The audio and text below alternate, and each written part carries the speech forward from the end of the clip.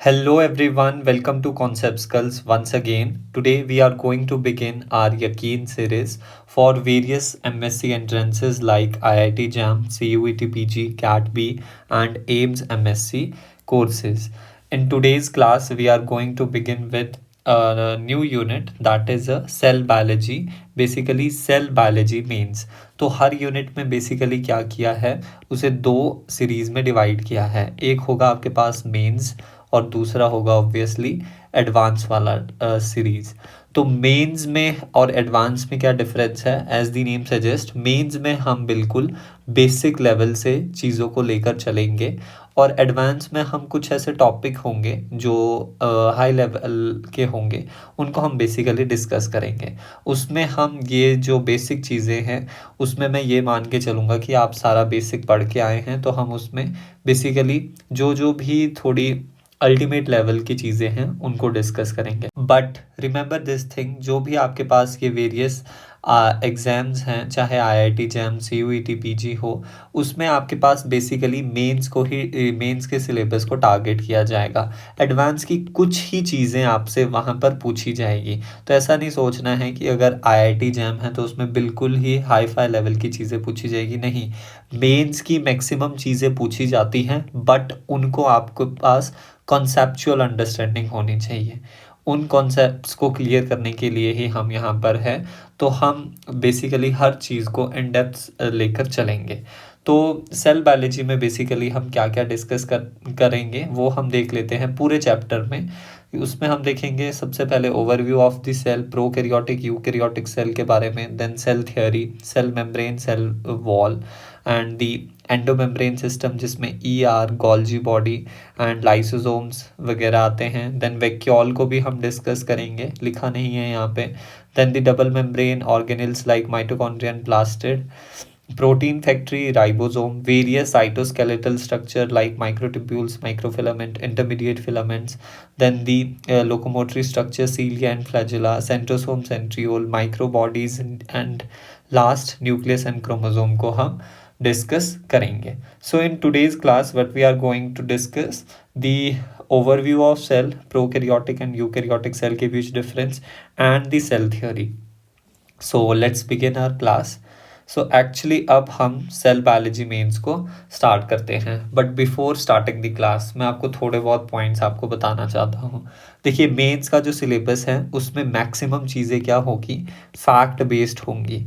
मतलब मैक्सिमम तो नहीं कह सकते कि कुछ पार्ट हो सकता है आपके पास फैक्ट बेस्ड हो, यानी चीज़ों को आपको याद करना है। अब याद करना है तो मैं उनको लिख के आपको आपका भी टाइम वेस्ट नहीं करना चाहता, अपना टाइम वेस्ट भी नहीं करना चाहता। तो इसी के लिए मैं आपके पास नोट्स, बिल्कुल बढ़िया नोट्स लेकर आया हूँ, जिससे आप उन चीज़ों को एक साथ सारी चीज़ों को लिख दिया है, कोई भी पॉइंट को मिस नहीं किया गया है। दैट्स वाई मैं नोट्स लेके आया हूँ, ताकि सारे पॉइंट्स कवर हो जाएं। तो उनको आपको लेक्चर के साथ साथ साइमल्टेनियसली आपको क्या करना है, याद करते चलना है।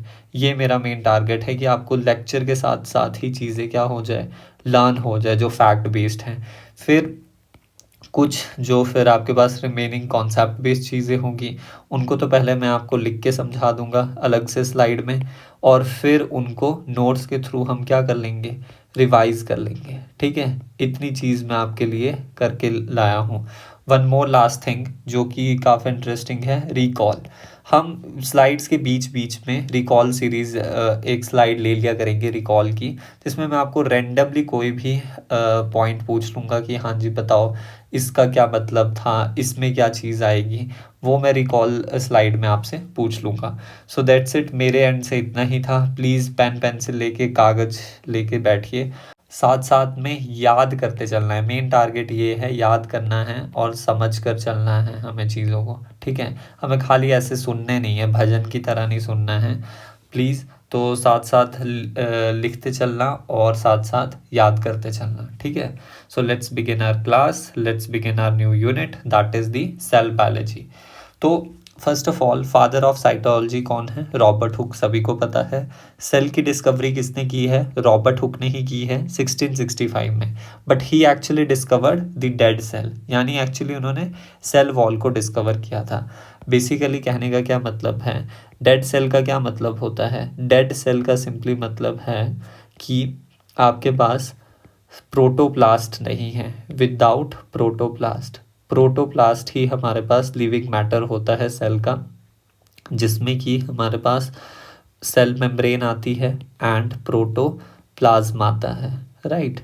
अब उसमें वो डेड सेल में होता ही नहीं है, तो बचा क्या फिर आपके पास? बाहर वाला पार्ट ही बचा, non living part, and that non living part is basically what?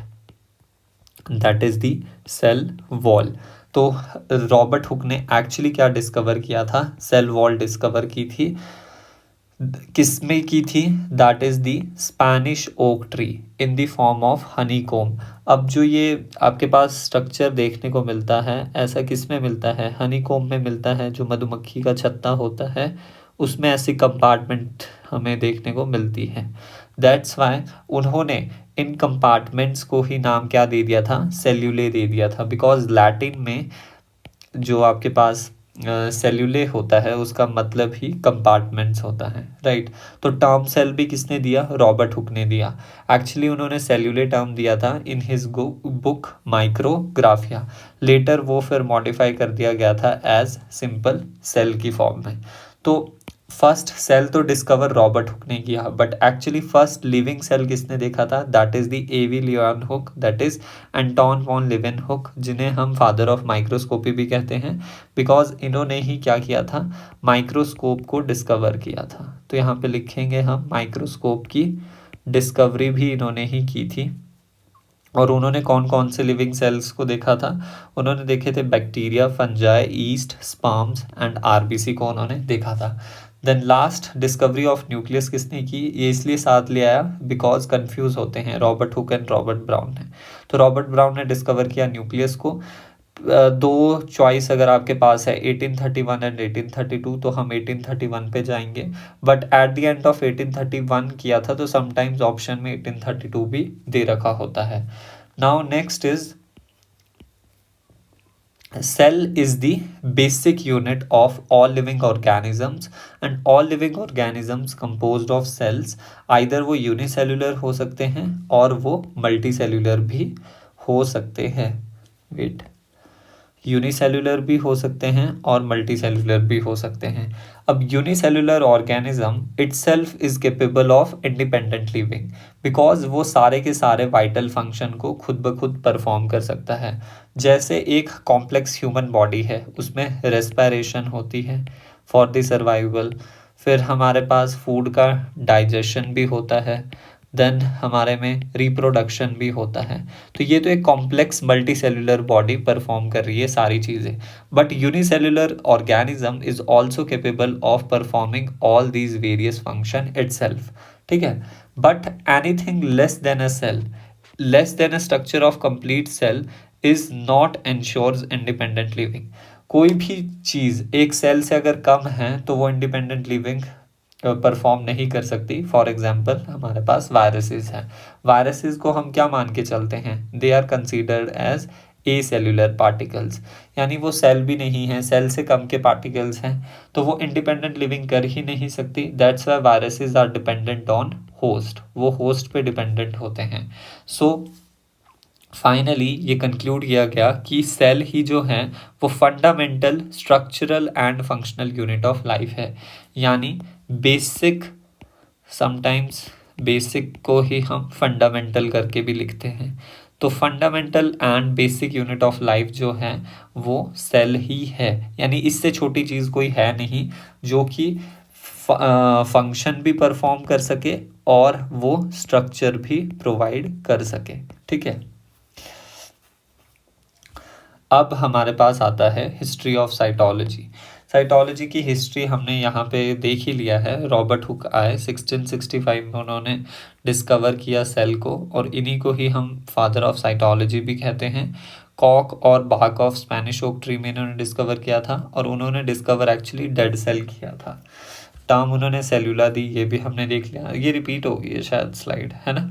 अब सेल थ्योरी देखते हैं। सेल थ्योरी किसने दी? मैथ्यू श्लीडन एंड थियोडोर श्वान। तो आपको सिंपली याद रखना है श्लीडन एंड श्वान। अब सेल थ्योरी को हम डिटेल में डिस्कस करेंगे और ये भी देखेंगे कि सेल एक्चुअली है क्या, सेल के स्ट्रक्चर्स को हम टारगेट करेंगे। सबसे पहले इन दोनों साइंटिस्ट के बारे में पॉइंट्स देख लेते हैं, इन्होंने क्या क्या पॉइंट्स दिए। इंडिपेंडेंटली इन्होंने सेल थ्योरी को दिया था 1838 एंड 1839 में। देखो श्लीडन ने कंक्लूड किया अपना वर्क 1838 में एंड श्वान ने कंक्लूड किया अपना 1839 में। अब संस्कृत में हम श्वान किसको बोलते हैं, हम ऐसे लिखते हैं श्वान। श्वान बेसिकली डॉग, कुत्ते को बोलते हैं। तो तो हमें ऐसे याद रखना है कि श्वान क्या थे, जूलॉजिस्ट थे, एंड जो बच्चे श्लीडन वो बोटानिस्ट थे। अब ये क्या याद रखना है कि श्लीडन ने क्या बोला, श्लीडन ने सिंपली ये बोला कि सारी प्लांट बॉडीज़ जो है वो डिफरेंट काइंड्स ऑफ सेल्स की बनेगी और वो various different kinds of cell togetherly various tissues form करेंगे। फिर श्वान की ये स्टेटमेंट थी कि उन्होंने वेरियस एनिमल्स को स्टडी किया और उन्होंने ये बताया कि आउटर कवरिंग जो प्रेजेंट होगी that is the plasma membrane in animal cell की बात कर रहे हैं। और साथ ही साथ में उन्होंने ये भी बोला था कि cell wall is a unique character of plants. ये काम तो श्लीडन ने किया था ना प्लांट्स पे, बट ये कंक्लूड फिर उन्होंने किया श्वान ने कि आउटर मोस्ट कवरिंग जो है प्लांट्स की वो सेल वॉल है और वो यूनिक कैरेक्टर है प्लांट सेल का ही। And bodies of both plants and animals वो किसकी बनी हुई होगी, सेल की बनी होगी, राइट। तो ये दोनों कंक्लूजन थे थियोडोर श्वान एंड मैथ्यू श्लीडन के। अब सेल थ्योरी की क्या लिमिटेशन थी, सेल थ्योरी की उस टाइम पे ये लिमिटेशन थी, वो ये एक्सप्लेन नहीं कर पाई कि न्यू सेल कैसे अराइज होते हैं।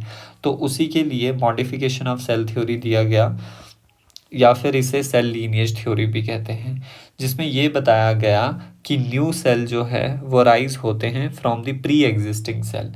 जो ऑलरेडी सेल प्रेजेंट है, हमें पता भी है कि ये एक सेल होता है, पेरेंटल सेल है, इसमें माइटोसिस हुई तो ये हमारे पास क्या बन गए, दो डॉटर सेल यहाँ पर बन जाते हैं। तो ये डॉटर सेल्स कहाँ से बने, ये हमारे पास प्री एग्जिस्टिंग जो पेरेंटल सेल था उससे ही फॉर्म होता है। तो ये बेसिकली किसने कंक्लूड किया था, रुडोल्फ वर्चाउ ने किया था इन 1855 में। तो अभी कितने ईयर्स पढ़ लिए, 1665 में रॉबर्ट हुक ने सेल को डिस्कवर किया। देन हमारे पास 1831 या फिर 1832 में न्यूक्लियस की डिस्कवरी हुई। देन हमारे पास 1855 को हमें रखना है याद, रुडोल्फ वर्चाउ ने सेल लीनिएज थ्योरी को दिया था। और लैटिन में उन्होंने एक स्टेटमेंट दिया था दैट ओमनिस सेल्यूला ई सेल्यूला विच मीन्स न्यू। ओमनिस का मतलब क्या होता है, ओमनिस का सिंपली मतलब होता है न्यू सेल अराइज, ई का मतलब है यहाँ पर arise from the pre existing cell. तो new cell arise from the cell. अब मॉडर्न सेल थ्योरी क्या बोलती है, मॉडर्न सेल थ्योरी में कुछ नहीं है, इस स्टेटमेंट को भी उन्होंने इंक्लूड कर दिया है। तो सबसे पहला पॉइंट ये है कि सारे प्लांट्स एंड एनिमल्स की बॉडी सेल की बनी होगी एंड उन सेल्स के प्रोडक्ट्स की बनी हुई होगी। दस सेल जो है वो structural and fundamental functional unit of life है।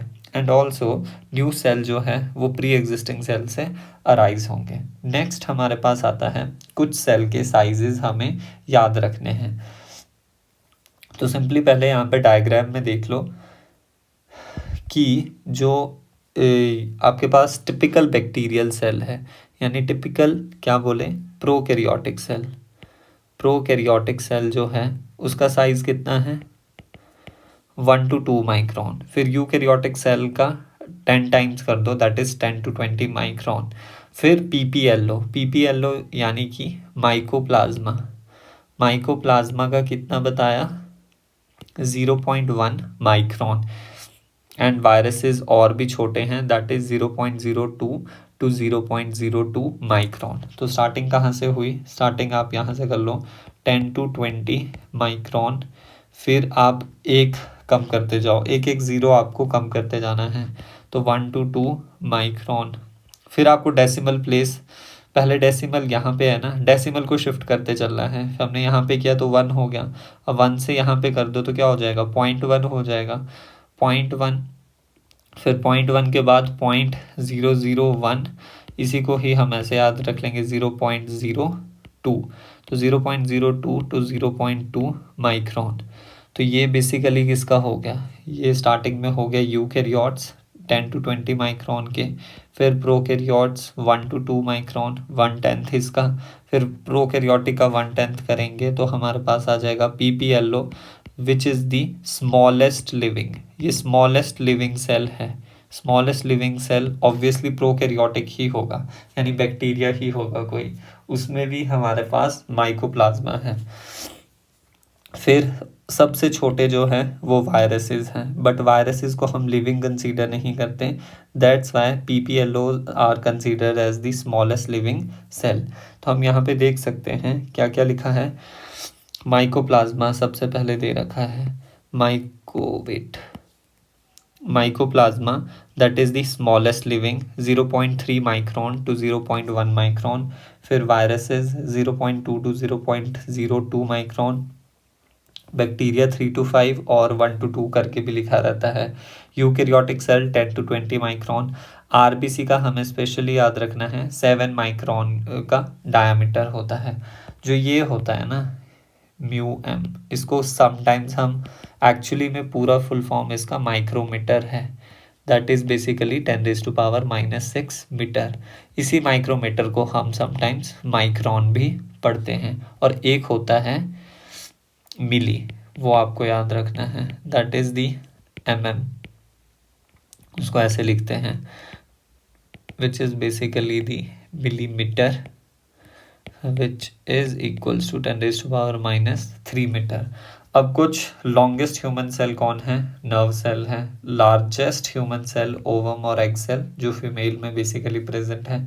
एंड लार्जेस्ट एनिमल सेल हमारे पास ऑस्ट्रिच का एग है, जो कि बेसिकली क्या होगा, ओवम ही होगा, अनफर्टिलाइज्ड, जैसा हमने अभी ह्यूमन में देखा।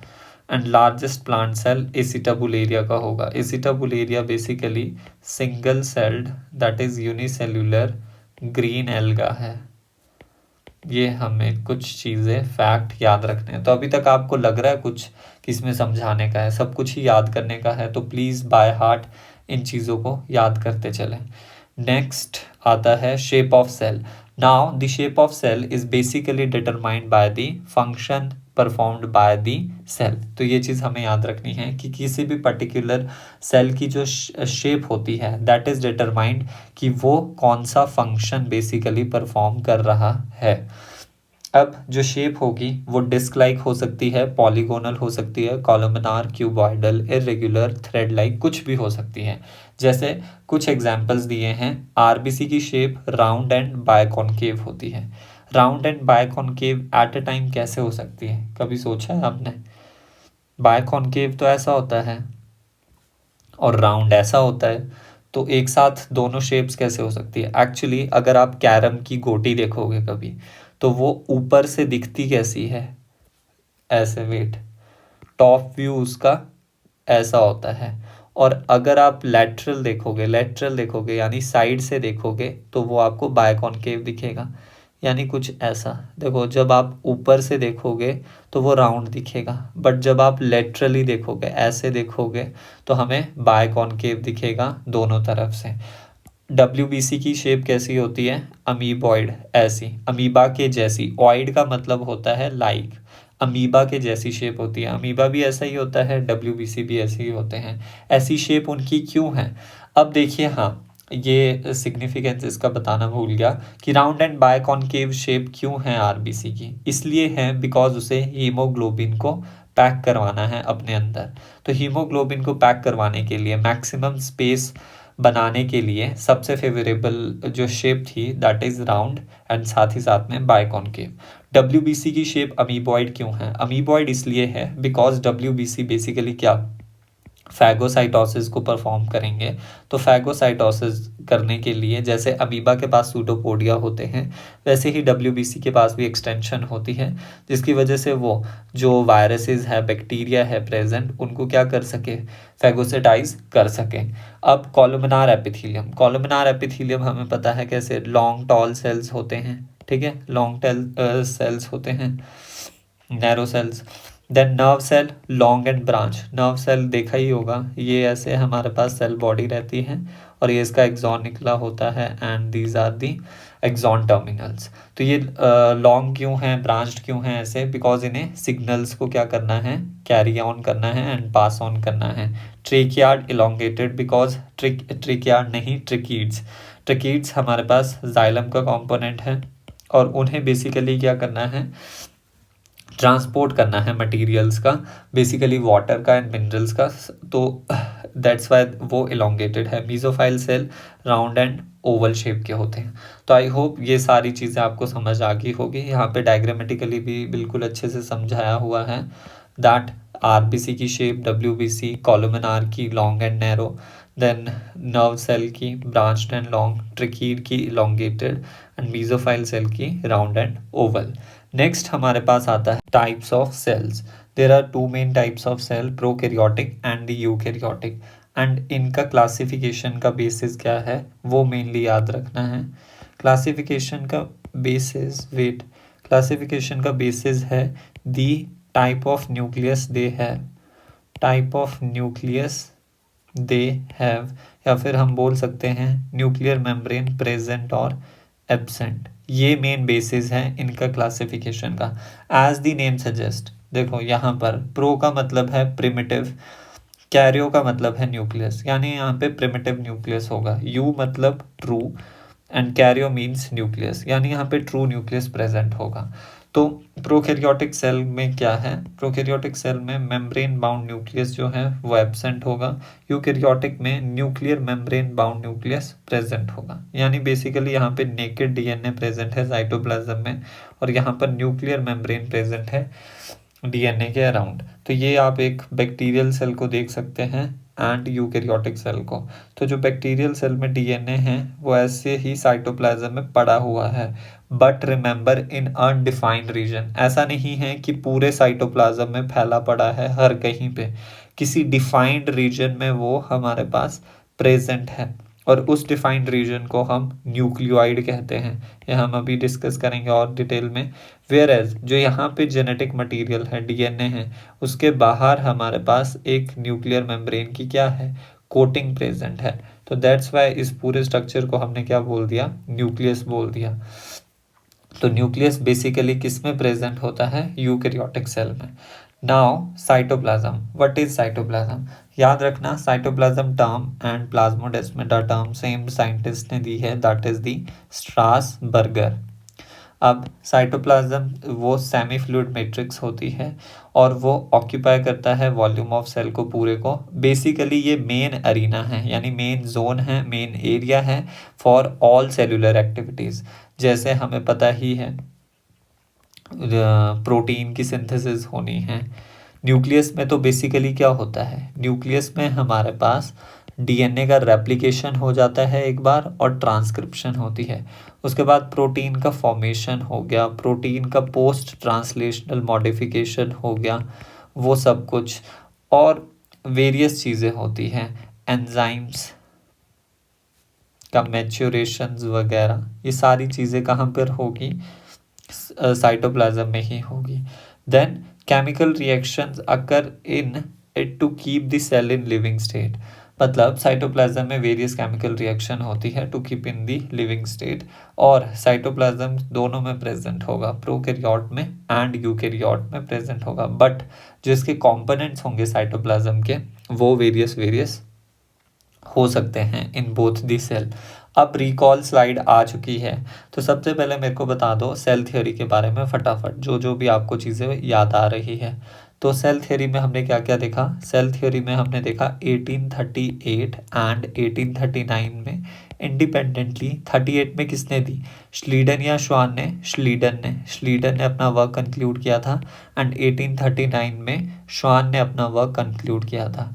अब श्वान क्या थे, जुआलॉजिस्ट या बॉटनिस्ट, श्वान मतलब कुत्ता इन दी संस्कृत, तो ये जुआलॉजिस्ट थे और ये बोटानिस्ट थे। तो इन्होंने प्लांट्स पे काम किया और उन्होंने बोला कि प्लांट्स की बॉडी डिफरेंट सेल्स की बनी हुई होती है और वो डिफरेंट टाइप्स के टिश्यूज फॉर्म करते हैं, different kinds of cell. Zoologist थे जो श्वान, उन्होंने ये बोला, उन्होंने एनिमल पे स्टडी किया, उन्होंने बोला कि plasma membrane is a unique character of animal cell, ये एनिमल सेल में देखने को मिलेगा। दस हम कह सकते हैं प्लाज्मा मेम्ब्रेन की डिस्कवरी किसने की, जैसे सेल वॉल की डिस्कवरी किसने की, ये बता दो। सेल वॉल की डिस्कवरी बेसिकली रॉबर्ट हुक ने की थी, ठीक है। तो हमारे पास सेल मेम्ब्रेन की डिस्कवरी किसने कर दी, श्वान ने कर दी, ठीक है। अब हमारे पास इन्होंने ये चीज़ भी बोला था कि सेल वॉल की presence is a unique character of only plants, और उन्होंने ये भी बोला कि प्लांट्स एंड एनिमल्स की दोनों की बॉडी किसकी बनी हुई होती है, सेल की बनी हुई होती है। और क्या बताओगे तुम मेरे को ये बता दो कि स्मॉलेस्ट लिविंग सेल कौन सा है, लिविंग सेल स्मॉलेस्ट, जल्दी बताओ।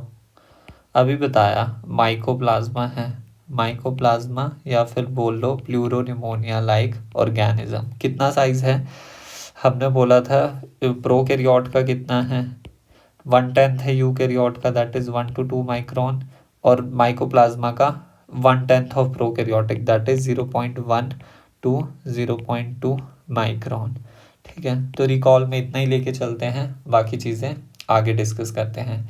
Next is the prokaryotic cell. अब हम प्रोकैरियोटिक सेल के वेरियस स्ट्रक्चर्स को, जो जो भी उसमें प्रेजेंट हैं, उनको डिटेल में डिस्कस करेंगे, right. Now prokaryotic cell is basically represented by, prokaryotic cell में क्या क्या आते हैं बेसिकली देखो, जब हम प्रोकैरियोटिक सेल बोलते हैं तो आपके दिमाग में आना चाहिए किंगडम कौन सा, मोनेरा आना चाहिए। और किंगडम मोनेरा में बेसिकली होते क्या हैं, सोलली वहाँ पर बैक्टीरिया ही प्रेजेंट होते हैं, बस बैक्टीरिया की वैरायटीज चेंज होती रहती है। सबसे पहले बैक्टीरिया आ गए, फिर उसमें हमारे पास बीजीए आ गया, that is cyanobacteria, blue green algae, and last but not the least mycoplasma and the PPLO, that is pleuropneumonia like organism। अब प्रोकैरियोटिक सेल जो हैं उनका स्मॉलर साइज होता है as compare to eukaryotic cell, and उनका multiplication faster होता है than eukaryotic cell, and ये शेप एंड साइज में वेरी करते हैं। जैसे कि प्रोकैरियोटिक सेल की अगर हम शेप्स की बात करें तो शेप्स में वो बेसिलस शेप के हो सकते हैं, कोकस शेप के, विब्रियम शेप और स्पाइरलम शेप। क्या क्या मतलब है, कोकस का सिंपली मतलब है स्फेरिकल शेप के प्रेजेंट होंगे, नहीं कोकस का मतलब है ना स्फेरिकल, और बेसिलस का सिंपली मतलब है कि वो कैसे होंगे, रॉड शेप के होंगे। विब्रियम का सिंपली मतलब होता है कि वो ऐसे कॉमा शेप के होते हैं, एंड स्पाइरलम का मतलब वो थ्रेड लाइक होंगे, थ्रेड लाइक ऐसे प्रेजेंट होंगे, ठीक है। नाउ साइजेस हम देख सकते हैं कि वेरी करेंगे 3 to 5 माइक्रोन में, एंड माइकोप्लाज्मा का हमें साइज पता ही है।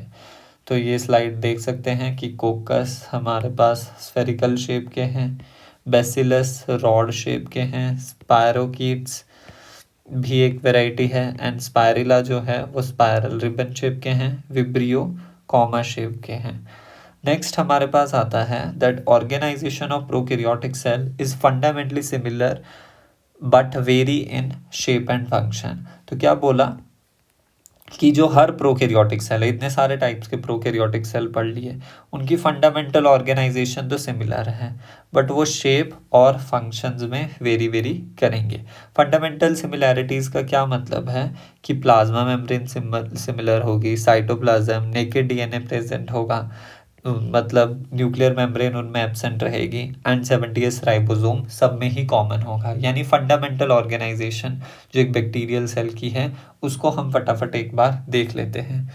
तो क्या करें कि ये एक बैक्टीरियल सेल बनाया हमने, ठीक है, बैक्टीरियल सेल बनाया, उसकी प्लाज्मा मेम्ब्रेन, उसके बाहर एक और कोटिंग प्रेजेंट होती है, उसे ड्रॉ करते हैं।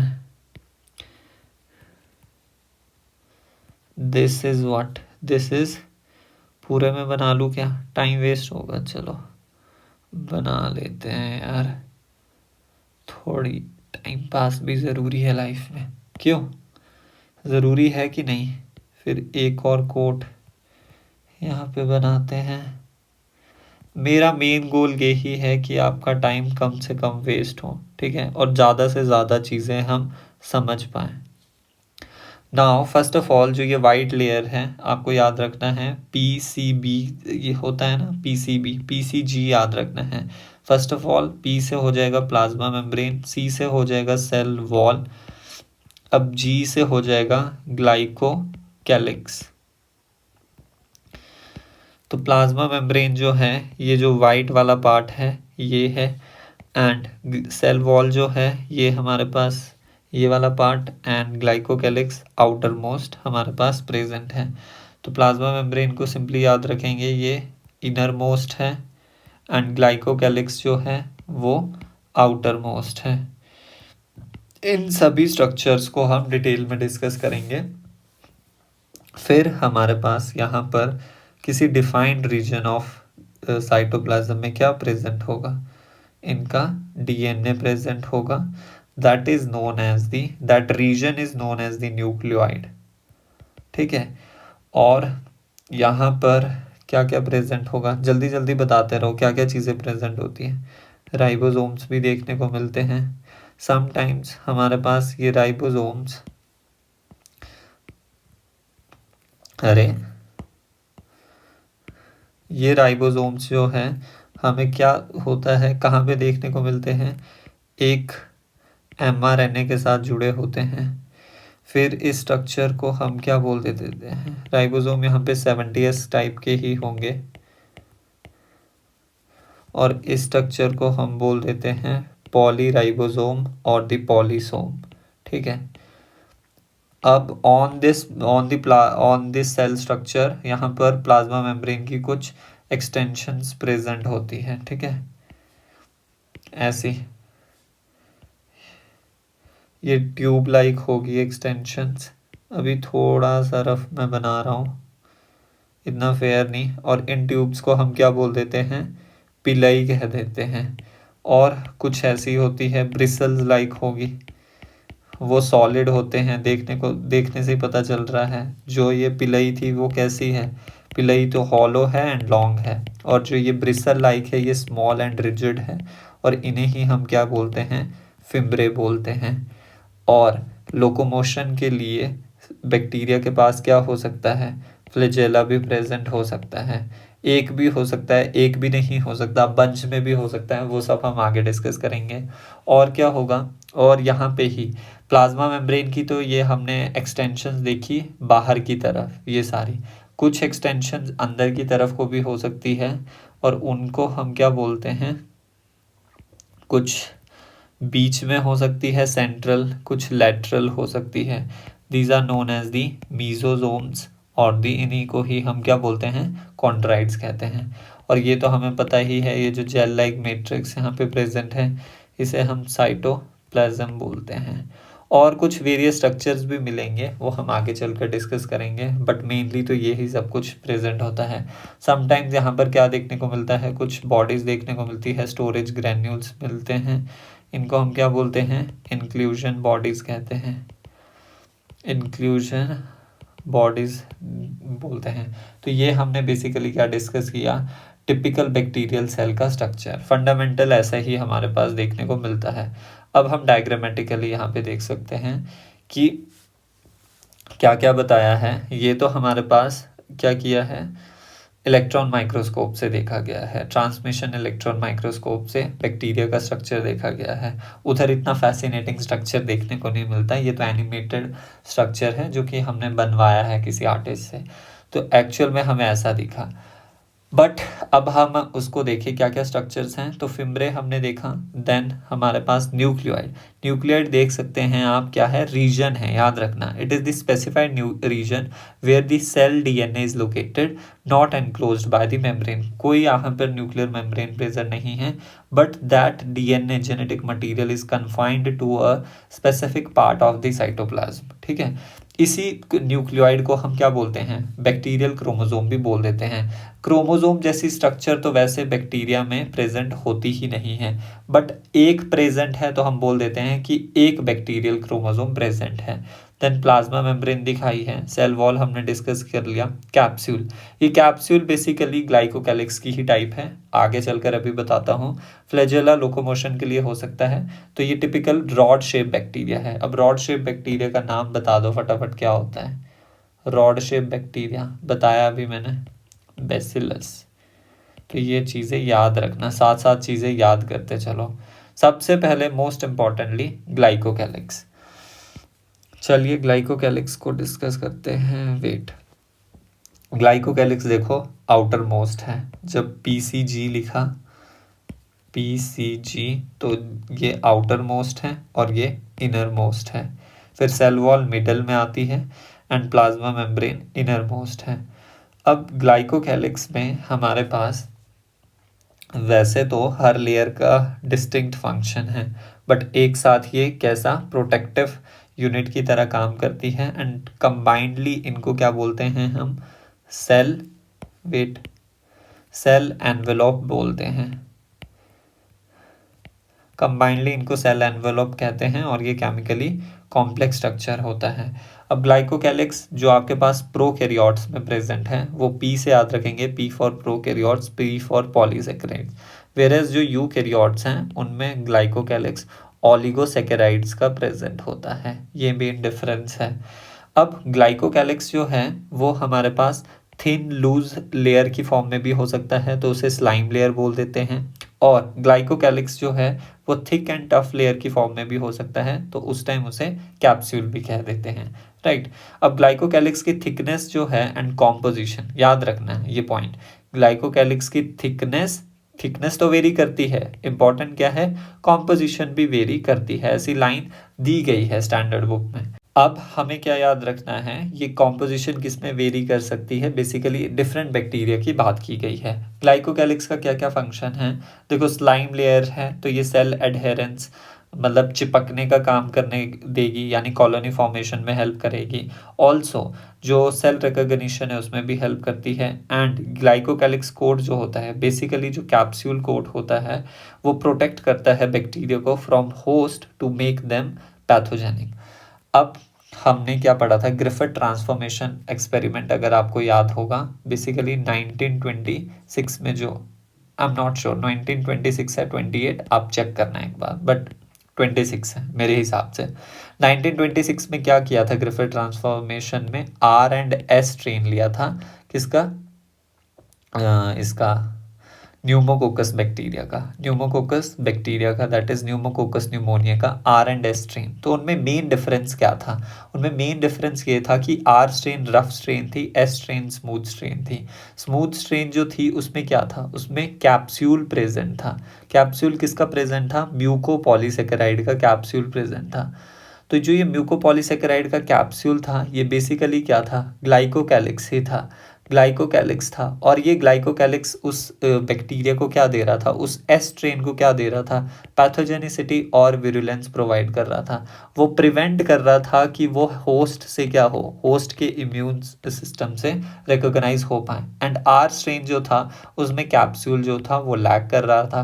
कैप्सूल लैक कर रहा था तो वो नॉन पैथोजेनिक, नॉन विरुलेंट था, तो वो होस्ट यानी माइस का जो इम्यून सिस्टम था उससे इजिली डिटेक्ट हो रहा था और वो इन्फेक्शन कॉज नहीं कर पा रहा था। तो हम देख सकते हैं कि ये पैथोजेनिसिटी और विरुलेंस भी प्रोवाइड करता है। तो ये जस्ट रिकॉल था। नेक्स्ट हमारे पास जो स्ट्रक्चर आता है दैट इज, अभी हम सारे जो स्ट्रक्चर पढ़ रहे हैं वो हम जनरल नहीं, वो हम प्रोकैरियोट्स के लिए डिस्कस कर रहे हैं, दोनों के लिए नहीं है, eukaryote and prokaryote, just for prokaryote, so only for prokaryote. Next point आता है cell wall. Cell wall mainly बनी होती है पेप्टिडोग्लाइकन, जिसे हम म्यूरिन भी कहते हैं।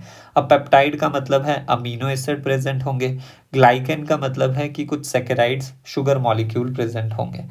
तो यहाँ पर जो शुगर्स प्रेजेंट होती हैं वो दो प्रेजेंट होती है, नैम एंड नैग। क्या प्रेजेंट होगी? पेप्टाइडोग्लाइकन किसका बना है ये याद रख लो, नैम नैग, नैम नैग, ऐसे ऑल्टरनेटिवली यहाँ पर सीक्वेंस प्रेजेंट है। अब नैग एंड नैम के बारे में ज़्यादा बायोकेमिस्ट्री में नहीं जाएंगे, जस्ट थोड़ा सा रिवाइज करेंगे। नैग नैम में क्या है? देखो नैग का मतलब है एन एसिटाइल ग्लूकोसामीन, नैम का मतलब है एन एसिटाइल म्यूरामिक एसिड। दोनों ही किसके डेरिवेटिव है? बीटा ग्लूकोज के डेरिवेटिव है। थोड़ा सा रिवाइज करवा देता हूँ मैं, क्योंकि ये इंपॉर्टेंट पार्ट है। बीटा ग्लूकोज के डेरिवेटिव है, बीटा ग्लूकोज नहीं है। तो बीटा ग्लूकोज का स्ट्रक्चर क्या आप बनवा सकते हो मेरे साथ? देखो ऐसा कौन सी रिंग है, फ्यूरेनोज है कि पायरेनोज है? पहले तो ये बता दो। पायरेनोज रिंग है, देखो हेक्सागोनल रिंग है। और यहाँ पर क्या प्रेजेंट होगा? 1 2 3 4 5 6 कार्बन प्रेजेंट होंगे और ये CH2OH की फॉर्म में। तो बीटा ग्लूकोज बोला है, बीटा ग्लूकोज का क्या मेन फीचर है कि OH, वो यहाँ पर बना लेते हैं हम। OH ऊपर प्रेजेंट होता है एंड नीचे H प्रेजेंट होगा, बाकी नॉर्मल स्ट्रक्चर रहेगा HOH। फिर थर्ड में तो हमें पता है ग्लूकोज में ऊपर चले जाता है OH, HOH। अब याद रखना है एन एसिटाइल ग्लूकोसामीन बोल रहे हैं, तो सेकंड कार्बन में थोड़े से चेंजेस यहाँ पर देखने को मिलते हैं। क्या चेंजेस देखने को मिलेंगे? एन एसिटाइल बोल रहे हैं, तो एसिटाइल ग्रुप नाइट्रोजन के साथ जोड़ना है, COCH3। ये एसिटाइल ग्रुप होता है COCH3, और नाइट्रोजन की वैलेंसी हाइड्रोजन से कवर अप करेंगे। तो ये बेसिक इतना सा जो स्ट्रक्चर देखने को मिल रहा है, ये वाली रिंग, ये आपके पास दोनों में कॉमन है, नैग एंड नैम में। ये मैं अब दोबारा नहीं बनाऊंगा, तो ये बेसिकली बस इतना सा स्ट्रक्चर बना देता हूँ मैं। नैग एंड नैम में क्या डिफरेंस है? देखो एन एसिटाइल ग्लूकोसामीन में तो सिंपली ये ही स्ट्रक्चर प्रेजेंट होगा एज इट इज जो यहाँ पे दिया है। बट नैम में क्या होता है, जो थर्ड कार्बन होता है उसे याद रखना, थर्ड कार्बन के साथ यहाँ पर क्या प्रेजेंट होती है? पेंटापेप्टाइड प्रेजेंट होती है, पेप्टाइड प्रेजेंट होती है।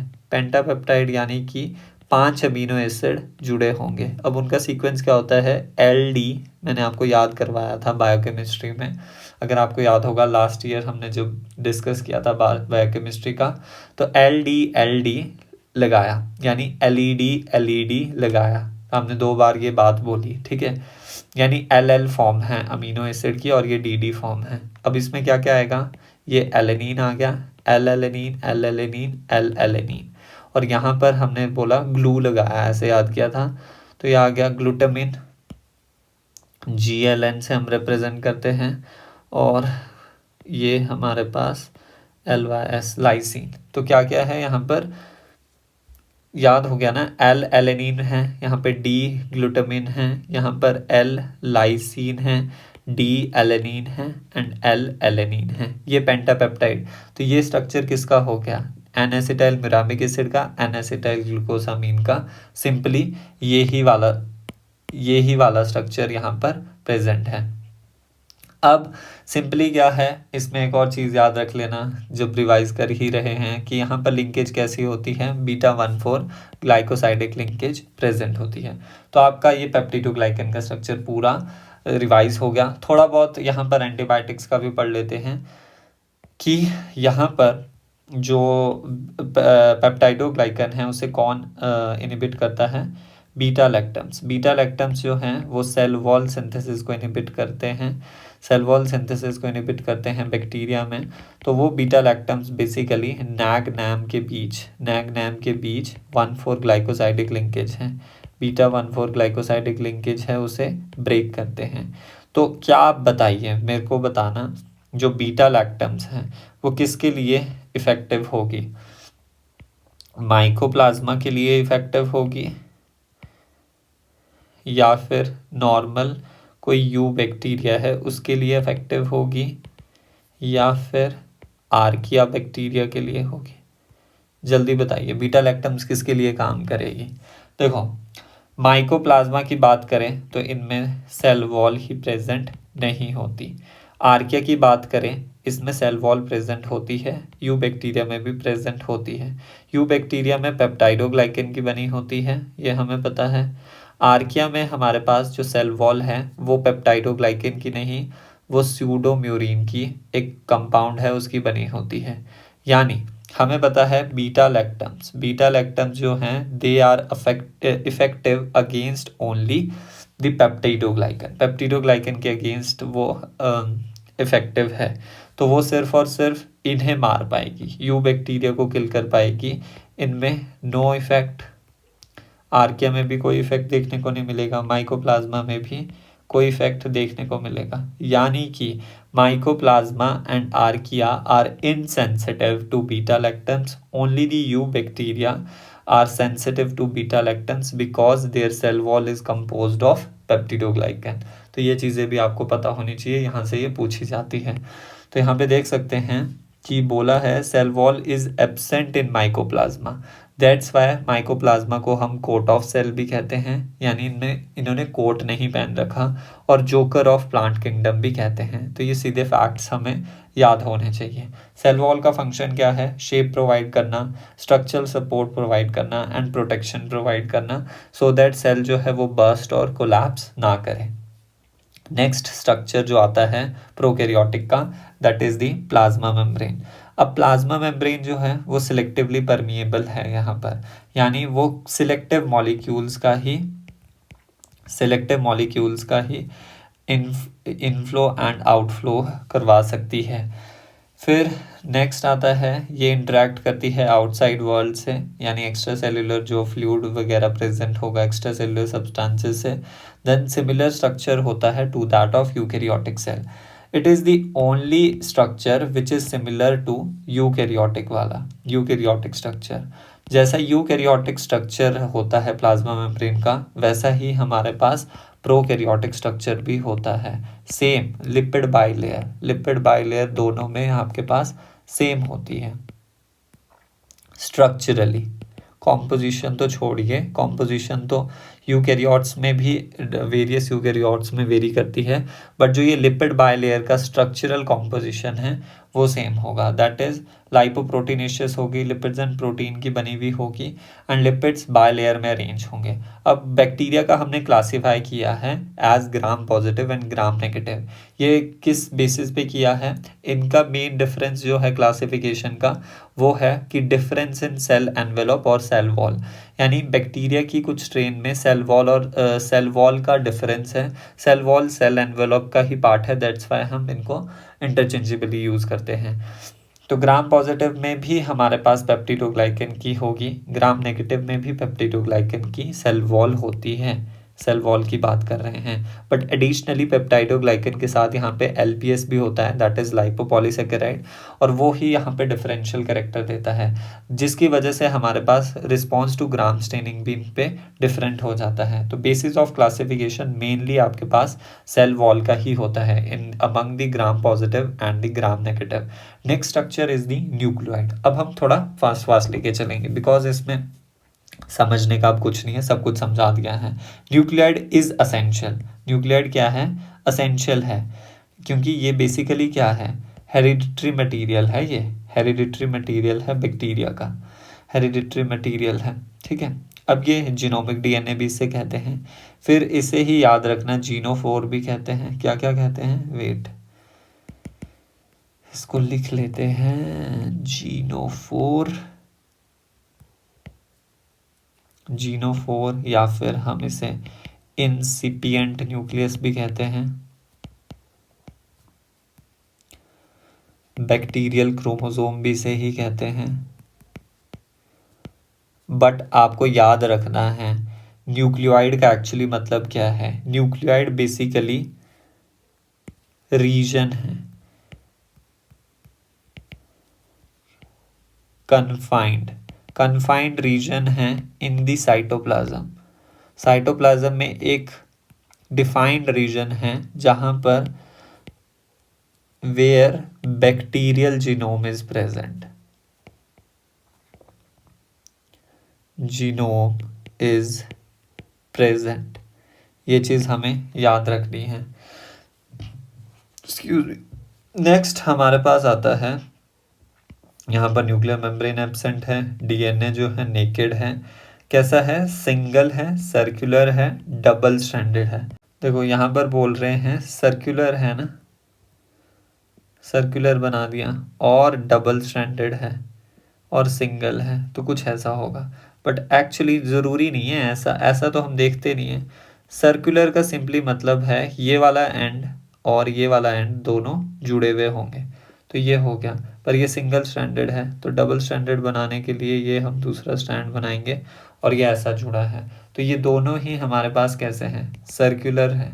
परफेक्ट सर्कुलर भी हो सकता है और ऐसा इरेगुलर शेप का भी हो सकता है, तो इसे हम सिंगल क्रोमोसोम बोल देते हैं। But actually not true, true chromosome नहीं है, ट्रू क्रोमोसोम नहीं है, बिकॉज ट्रू क्रोमोसोम में तो हमारे पास हिस्टोन प्रोटीन्स वगैरह भी आती है जो कि यहाँ पर प्रेजेंट नहीं होती। तो यहाँ पे लिखा भी है DNA is not associated with histone protein. But आपको याद रखना है कि जब डीएनए की कॉइलिंग होती है तो डीएनए हमें पता है कैसा है, नेगेटिवली चार्ज्ड है, और वो कैसा है, एसिडिक है नेचर में। तो यहाँ पर बेसिक प्रोटीन्स आती है जो कि पॉजिटिवली चार्ज होगी, और उन्हें हम क्या बोलते हैं, पॉलीअमीन्स कहते हैं। ये क्या है, प्रोटीन्स है, और ये क्वाइल्ड होती है, और इसकी वजह से हमारे पास coiled DNA, bacterial DNA form होता है। ये चीज़ हमें याद होनी चाहिए। नेक्स्ट हमारे पास आता है प्लाज्मिड। अब प्लाज्मिड यहाँ पर हम देख सकते हैं, और यहाँ पर हम बैक्टीरियल क्रोमोसोम को देख सकते हैं। बट प्लाज्मिड क्या है, प्लाज्मिड असेंशियल नहीं है, ऐसा नहीं है कि इसकी प्रेजेंस असेंशियल है, बट ये कुछ ही बैक्टीरिया में पाया जाएगा। अगर ये प्रेजेंट है तो ये कुछ पर्टिकुलर फिनोटिपिक कैरेक्टर प्रोवाइड करेगा, लाइक एंटीबायोटिक से रेजिस्टेंस प्रोवाइड करेगा एंड नाइट्रोजन फिक्सेशन, और साथ ही साथ में ये फर्टिलिटी भी प्रोवाइड कर सकता है। हम कहते हैं ना एंटीबायोटिक रेजिस्टेंस, यानी आर जीन इसमें प्रेजेंट है, निफ जीन इसमें प्रेजेंट है अगर नाइट्रोजन फिक्सेशन कर रहा है, फर्टिलिटी अगर प्रोवाइड कर रहा है तो एफ जीन प्रेजेंट है। एक चीज़ याद रखना, प्लाज्मिड जो है वो ज़रूरी नहीं है कि एक ही हो, इसकी मल्टीपल कॉपी भी हो सकती है। तो ये small circular double stranded DNA और सिंगल और मल्टीपल कॉपीज भी हो सकती है। बट जो आपके पास बैक्टीरियल क्रोमोसोम है वो तो सिंगल ही आपके पास प्रेजेंट होगा, ये चीज़ हमें पता होना चाहिए। और ये क्रोमोसोमल डीएनए तो नहीं है, तो हम इसे क्या कह देते हैं, नॉन न्यूक्लियर डीएनए, या फिर एक्स्ट्रा क्रोमोसोमल डीएनए भी हम इसे बोल देते हैं। और ये सेल्फ रेप्लिकेटिंग होता है, एंड ये यूज़ किया जाता है टू मॉनिटर कि बैक्टीरिया का ट्रांसफॉर्मेशन हुआ है विद फॉरेन डीएनए और not in the process of biotechnology. जब हम आरटीटी पढ़ते हैं, रिकॉम्बिनेंट डीएनए टेक्नोलॉजी, उस टाइम इस प्लाज्मिड को हम एज अ वेक्टर की तरह भी यूज़ करते हैं। वेक्टर यानी हमारा जो जीन ऑफ इंटरेस्ट है उसे ट्रांसपोर्ट करने के लिए इनटू दी होस्ट। और ये सिर्फ और सिर्फ किस में प्रेजेंट होगा, प्रोकैरियोट्स में ये प्रेजेंट होता है। नेक्स्ट आता है हमारे पास स्ट्रक्चर, दैट इज दी मीसोजोम्स। अब मीसोजोम्स जो है मैंने बताया इनफोल्डिंग ऑफ प्लाज्मा मेम्ब्रेन है। लेट्स से ये बैक्टीरियल कोई सेल है और इसके बाहर क्या है, ये तो सेल वॉल प्रेजेंट है और ये प्लाज्मा मेम्ब्रेन है। तो प्लाज्मा मेम्ब्रेन की कुछ इनफोल्डिंग्स होगी, लेटरल हो सकती है, सेंट्रल हो सकती है। तो इनके फंक्शंस क्या क्या है मीसोसोम्स के, ये सेल वॉल सिक्रीशन करवाते हैं यानी cell wall synthesis, then helps in DNA replication, distribution of DNA into the daughter cell. ये पर्टिकुलरली कौन करवाते हैं, सेंट्रल मीसोसोम्स करवाते हैं। एक और चीज़, मीसोसोम्स का अदर नाम जो है वो कॉन्ड्रॉइड भी होता है, ठीक है।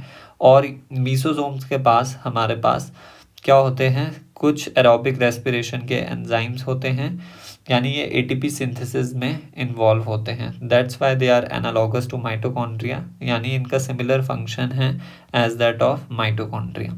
ऑल्सो ये सिर्फ और सिर्फ प्रोकैरियोट्स में प्रेजेंट होंगे। ऑल्सो जब ये इनफोल्डिंग्स है प्लाज्मा मेम्ब्रेन की, तो वो बेसिकली क्या कर रहे हैं, सरफेस एरिया को बढ़ा रहे हैं और इनमें एंजाइमेटिक कंटेंट भी प्रेजेंट होता है। मीसोसोम वेसिकल की फॉर्म में भी प्रेजेंट हो सकता है, टिब्यूल की फॉर्म में भी और लेमेले की फॉर्म में भी, ऐसे भी प्रेजेंट हो सकता है और ऐसे भी प्रेजेंट हो सकता है। तो ये तीन फॉर्म्स में प्रेजेंट हो सकता है। नेक्स्ट आता है क्रोमैटोफोर्स। अब क्रोमैटोफोर्स जो है ये भी मेम्ब्रेन की एक्सटेंशन ही है इनटू द साइटोप्लाज्म, बट ये स्पेसिफिकली बीजीए में, blue green algae that is the cyanobacteria में ये प्रेजेंट होगी। और ये क्या कंटेन करेगी, फोटोसिंथेटिक पिगमेंट्स को ये कंटेन करते हैं। क्रोमैटोफोर्स, क्रोमा मीन्स कलर, तो that's Y blue green algae जो है वो क्या कंटेन करती है, क्रोमेटोफोर्स कंटेन करेगी जो कि फोटोसिंथेटिक पिगमेंट्स को हार्बर करेंगे. Now the membranous extension toward outside, first is pili and second is fimbriae. Pili जो है हमने बोला पिलई कैसी होती है, पिलई हमने बोला एल आ रहा है ना इसमें पिलई में, तो ये हॉलो होगी. अब हॉलो कैसी होती है, ट्यूब की तरह. ट्यूब कैसी होती है हमारे पास, लॉन्ग होती है, तो ये ऐसे होते हैं पिलई. और फिब्रे कैसे हैं, ब्रिसल लाइक है, ब्रिसल लाइक है, स्मॉल है और ये सॉलिड है. ये चीज़ भी आपको याद रखनी है. अब पिलई हेल्प करता है डीएनए ट्रांसफ़र और gene transfer by forming the conjugation tube. Conjugation tube ये फॉर्म करता है. और जो है आपके पास फिम्ब्रे हैं, ये सेल को अटैचमेंट और एनकरेज करने में हेल्प करता है with the substratum like rocks. जैसे मान लो स्ट्रीम्स में, मतलब कोई आपके पास वाटर बॉडी है, उसमें हमारे पास बैक्टीरिया प्रेजेंट है, तो सबस्ट्रेटम से बाइंड करने के लिए, रॉक से बाइंड करने के लिए फिम्ब्रे वहाँ पर रोल प्ले करता है. तो pili and fimbriae are the surface structure sprouting out of a cell as projection from plasma membrane. Plasma membrane से ये बाहर निकलते हैं. याद रखना इनका कोई भी रोल नहीं होता मोटिलिटी में. और ये किस प्रोटीन के बने होते हैं, पिलिन प्रोटीन के. दो both pili as well as fimbriae, wait, pili as well as fimbriae दोनों ही पिलिन प्रोटीन के बने होते हैं. Now next is the ribosome. Ribosomes हमें पता ही है, चाहे प्रोकैरियोट में हो चाहे यूकैरियोट में, नॉन मेम्ब्रेनस ऑर्गेनेल है. साइटोप्लाज्म में फ्री ये पड़े रहेंगे और ये प्लाज्मा मेम्ब्रेन के साथ भी एसोसिएटेड रहते हैं. मोस्ट इम्पॉर्टेंटली इनका साइज है जो कि 70s राइबोसोम का बताया है, दैट इज 15x20 नैनोमीटर. मतलब कि जैसे मान लो ये आपके पास राइबोसोम है, तो इसकी जो लेंथ है वो 20 नैनोमीटर की है और जो इसकी विड्थ है वो 15 नैनोमीटर की है. इम्पॉर्टेंट पॉइंट है एंड ये PYQ भी है. राइबोसोम का रोल हमें पता ही है, प्रोटीन सिंथेसिस होता है. 70s राइबोसोम जो है वो किस किस का बना होगा, स्मॉलर सब यूनिट 50s एंड लार्जर सब unit 30s. Now next is the polyribosome और द पॉलीसोम, जिसमें मैंने आपको बताया कि सेवरल राइबोसोम जो है वो सिंगल mRNA के साथ जुड़े होते हैं. तो क्या होगा अगर ये सिंगल mRNA हैं और इसमें सेवरल राइबोसोम बेसिकली जुड़े हैं, लेट्स से mRNA 5' to 3' है, तो ये प्रोटीन की सिंथेसिस कर रहे होंगे. यहाँ से मान लो स्टार्ट हो रहा है, 5' यहाँ है और ये 3' एंड है, तो जो लास्ट वाला राइबोसोम होगा उसमें सबसे बड़ी प्रोटीन होगी, यानी कंप्लीटेड, ऑलमोस्ट कंप्लीटेड प्रोटीन होगी. तो यानी ये सारे राइबोसोम्स क्या कर रहे हैं, सेम प्रोटीन को ही कोड कर रहे हैं, बट उस प्रोटीन की क्या है, मल्टीपल कॉपीज प्रेजेंट है. ऐसे ही सवाल वो आपसे पूछेंगे. मान लो वो IIT जैम का क्वेश्चंस की अगर मैं आपको बात करूं तो वो डायरेक्ट नहीं पूछेंगे व्हाट इज पॉलीसोम, कहाँ प्रेजेंट है. वो ऐसे टेक्निकल क्वेश्चन पूछ लेंगे कि अगर आपके पास पॉलीसोम्स में राइबोसोम, लेट्स से वो इधर A साइड दे देंगे और वो यहाँ पर B साइड दे देंगे, तो वो आपको सिंपल ये डायग्राम दे देंगे 5' एंड 3' एंड, और वो पूछेंगे कि किस तरफ आपके पास लॉन्ग प्रोटीन प्रेजेंट होगी. बिकॉज ये क्वेश्चन ऐसा आया हुआ है. तो लॉन्ग प्रोटीन हमें पता ही है, 3' एंड का मतलब है कि mRNA ऑलमोस्ट ख़त्म होने वाला है, यानी ट्रांसलेशन यूनिट ऑलमोस्ट ख़त्म होने वाली है, यानी यहाँ पर कहीं स्टॉप कोडोन प्रेजेंट होगा. तो यहाँ पर ही ऑलमोस्ट सबसे लंबी प्रोटीन होगी. अब 5' एंड पे तो प्रोटीन सिंथेसिस इनिशिएट हुई है ना, तो वहाँ पे तो स्मॉल प्रोटीन होगी. तो समझ के चलना है चीज़ों को, मेन कहने का मतलब ये है. अब सिंगल mRNA ट्रांसलेट होगा मल्टीपल टाइम्स में, मींस सेम प्रोटीन जो है वो नंबर ऑफ टाइम्स सिंथेसाइज होगी. नेक्स्ट स्ट्रक्चर हमारे पास आता है, इम्पॉर्टेंट है, इंक्लूजन बॉडीज. डायरेक्ट क्वेश्चन आते हैं. प्रोकैरियोट्स में मिलती है, ये रिजर्व मटेरियल को स्टोर करेगी, साइटोप्लाज्म में फ्री होगी, कोई मेम्ब्रेन में प्रेजेंट नहीं होगी. अब क्या क्या याद रखना है इसके बारे में, कार्बोहाइड्रेट स्टोर कर सकते हैं, fat, proteins and phosphate, PO4 3 negative.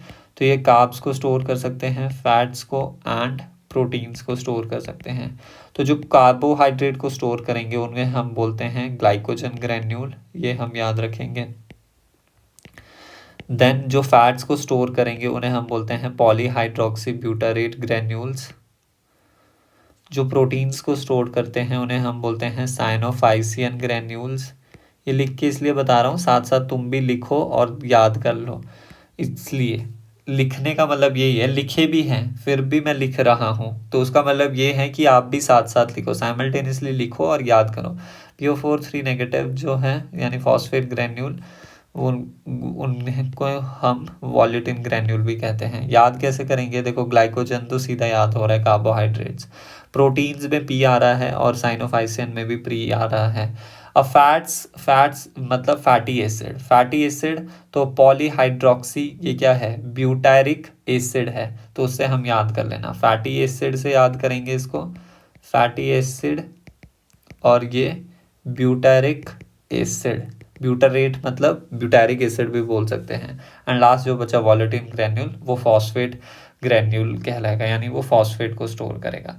Then the gas vacuole. Gas vacuole क्या है, गैस वैक्यूल एयर फील्ड है और ये क्या प्रोवाइड करेंगे, बॉयंसी प्रोवाइड करेंगे, और इनमें कोई भी मेम्ब्रेन बाउंड नहीं होगी। तो ये किस किस में प्रेजेंट होंगे, photosynthetic bacteria that is the blue green algae and the other photosynthetic bacteria, purple sulphur bacteria and the green sulphur bacteria. ये जस्ट क्या है, बैक्टीरिया को बॉयंसी प्रोवाइड करेंगे सो दैट वो सेल के सरफेस पे चले, वाटर बॉडी की सरफेस पे चले जाएं और सनलाइट को इजिली ट्रैप कर पाए for the process of photosynthesis. Next come the flagella. Flagella जो है वो थिन फिलामेंटस एक्सटेंशन है फ्रॉम दी सेल वॉल। अब याद रखना, फिलामेंटस एक्सटेंशन किसकी है, ऑफ सेल मेम्ब्रेन है, सेल मेम्ब्रेन की, बट वो निकल कहाँ से रही है, सेल वॉल से। जैसे ना, वेट, ये सेल मेम्ब्रेन है और इसके बाहर ये मोटी सी हम सेल वॉल बनाते हैं, ठीक है, ये सेल वॉल बनाई और फ्लैजेला ऐसे निकला। तो ये एक्सटेंशन किसकी है, प्लाज्मा मेम्ब्रेन की है, फ्लैजेला प्लाज्मा मेम्ब्रेन की एक्सटेंशन है, बट वो किसके थ्रू निकल रही है, थ्रू तो आपके पास सेल वॉल के थ्रू निकल रही है ना। तो ऐसा क्वेश्चन वो दे सकते हैं आपको, ठीक है। फिर फ्लैजेला नंबर में वेरी करते हैं और अरेंजमेंट में भी वेरी करते हैं। फ्लैजेला के 3 पार्ट्स होते हैं जो प्रोकैरियोटिक होता है, basal body, hook and filament, versus जो यूकैरियोट्स होंगे उनमें हुक प्रेजेंट नहीं होता। और ये किस प्रोटीन के बने हुए होंगे, फ्लैजिलिन प्रोटीन के बने होते हैं प्रोकैरियोट्स में।